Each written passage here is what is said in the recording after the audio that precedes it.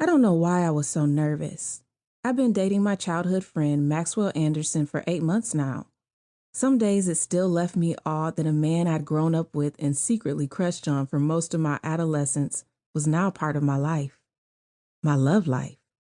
I glanced across the room filled with chattering teens to catch Maxwell's eyes. He smiled back at me. For those few seconds, I forgot the nerves that tugged at my stomach, making me feel queasy. The feeling had started this morning. I awoke with a fright, something that didn't often happen to me. Donna Madison, it was just a dream. They say dreams reflect your unconscious thoughts. Well, this one certainly latched onto my fears and took me on a ride. I'd been married before, for 10 years. The only thing that came out of that marriage was a broken heart. Okay, and some regrets. At 45 years old, I've never had children. It wasn't a battle with my biological clock.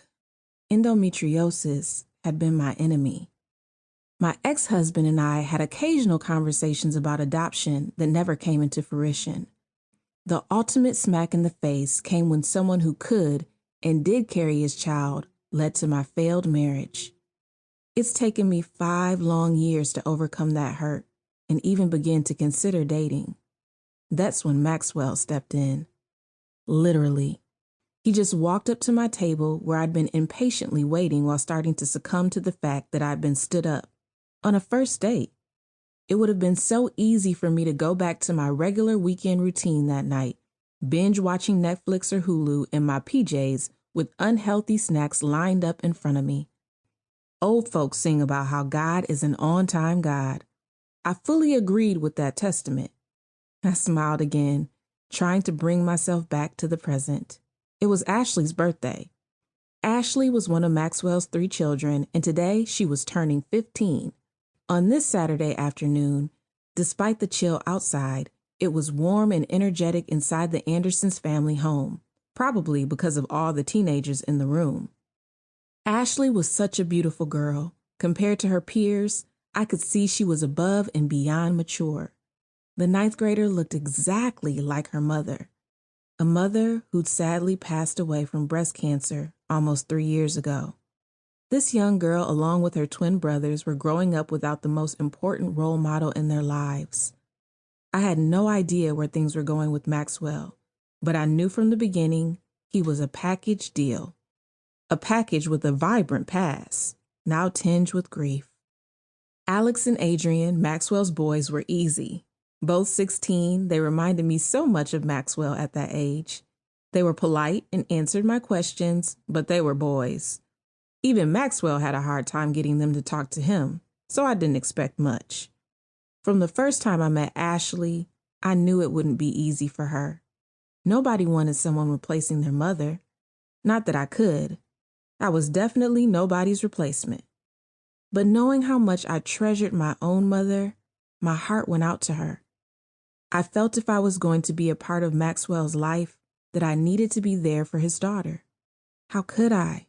I'd never been a mother myself. There were days I didn't know what to do. If it wasn't for my best friend Fatima Lawrence going with me yesterday, I wouldn't have been able to purchase the birthday gift I found. Even with Fatima by my side, I agonized over the gift before deciding on a bracelet that I hoped Ashley would love. One could only hope. What seemed to be an acceptance in the first few months of Maxwell's and my rekindled friendship grew to a subtle resentment. I wasn't sure when it started or when I noticed. I mentioned it to Maxwell once, but he seemed oblivious, chalking Ashley's behavior up to being a teenager.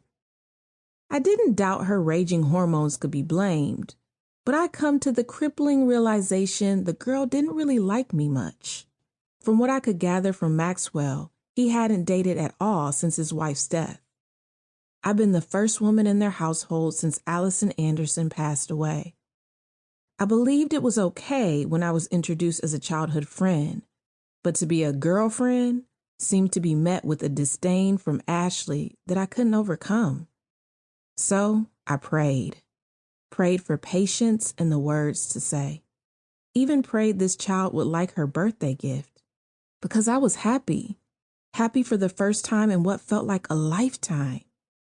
to keep listening to this audiobook. I've left you a link in the description so you can do it, at no cost thanks to Audible's 30-day free trial.